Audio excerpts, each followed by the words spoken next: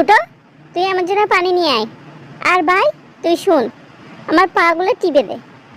জানিসই তো রাতে তোদেরকে গল্প বলতে হয়, আমার অনেক এনার্জি খরচ হয়। আমি কি আর এমনি মাগনা এসেছি বল? যদি আমার গল্প শুনতে চাস তাহলে পুরো দিন আমি যা বলি তাই শুনবি, বুঝেছিস? ঠিক আছে আপু, তুমি যাই বলবে তাই শুনবো, কিন্তু আমাদেরকে তুমি পুরো গল্পটা শেষ করবে, ঠিক আছে? আজকে কি গল্প বলবে আপু? আজকে বলবো তোদেরকে একটা ছোট অ্যাঞ্জেলের গল্প, কিন্তু সেটা রাতে। এখন পুরো দিন আমি যা বলবো সেটাই করে দিবি, ঠিক আছে? ঠিক আছে আপু, আমি তোমার জন্য এখনই পানি নিয়ে আসছি।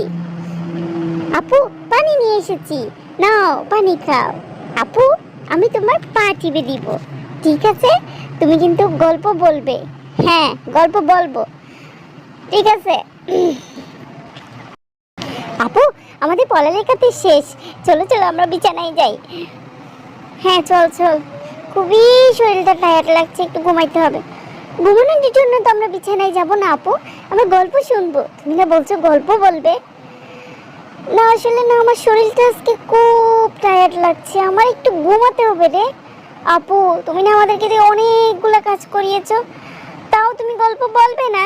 আচ্ছা ঠিক আছে, পুরো গল্প শেষ করতে না পারলে অর্ধেক গল্প তোদেরকে বলবো, ঠিক আছে আপু? ঠিক আছে, আর তাতেই হবে, বলো তাড়াতাড়ি বলো এঞ্জেলের গল্প। আচ্ছা শুন তাহলে। একটা দম্পতির একটা মেয়ে ছিল, সে একদম এঞ্জেলের মতো। এঞ্জেলের মতো বলতে সে অনেক সুন্দর, পুরো এলাকার লোক ওই ছোট্ট বাচ্চাটাকে অনেক ভালোবাসতো। মা বাবাও তো ওকে অনেক ভালোবাসতো, তাই বলা যেতে পারে ও গ্রামের চোখের মণি ছিল। হঠাৎ একদিন ও হাঁটতে হাঁটতে হাঁটতে একটা সরু পাহাড়ি রাস্তায় চলে গেল। বুঝতেই পারলো না সে কোথায় চলে এলো, কারণ ও খেলতে খেলতে চলে এলো।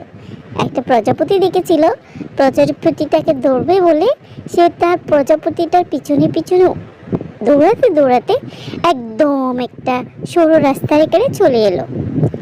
তারপর সে হঠাৎ যখন প্রজাপতিটাকে হারিয়ে ফেললো, তারপর সে পিছনে ফিরে দেখলো কিচ্ছু নেই, কেউ নেই।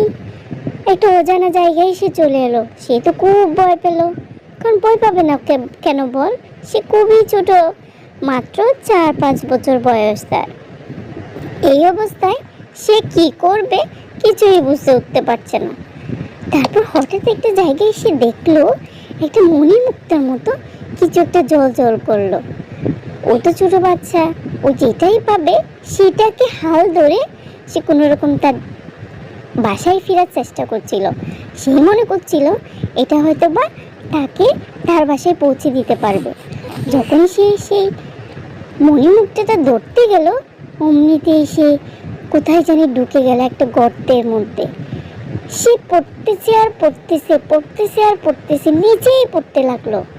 একদম সরু কতগুলো সুইমিং পুল আছে না, সুইমিং পুলের মতো সে ভিতরে ঢুকতেছে আর ঢুকতেছে, ঢুকতেছে আর ঢুকতেছে।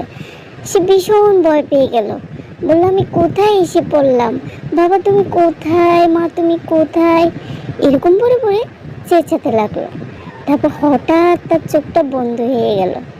বন্ধ হয়ে পরদিন সে ঘুম থেকে উঠলো, উঠে দেখে সে একটা অজানা দেশ, অজানা জায়গা, একদম পরীদের দেশের মতো, যেখানে পাখি কিচিরমিচির করে শব্দ করছে, সবগুলা পাখি গোলাপি রঙের, তারপর সবগুলা গাছ গোলাপি রঙের।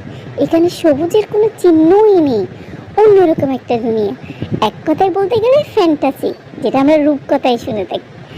ও তো দেখি ভীষণ ভয় পেয়ে গেল, বললো আমি কোন দুনিয়ায় চলে আসলাম, আমি এখান থেকে কি আদৌ যেতে পারবো, আমি কি আমার মা বাবার কাছে যেতে পারবো?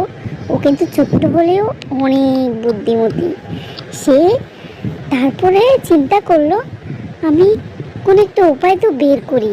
ও আকাশের দিকে তাকালো, ও দেখলো আকাশ তো নীল নয়, আকাশ একদম কালো, একদম কালো, কিন্তু ওখানে একটা সাদা কিছু একটা দেখা যাচ্ছে।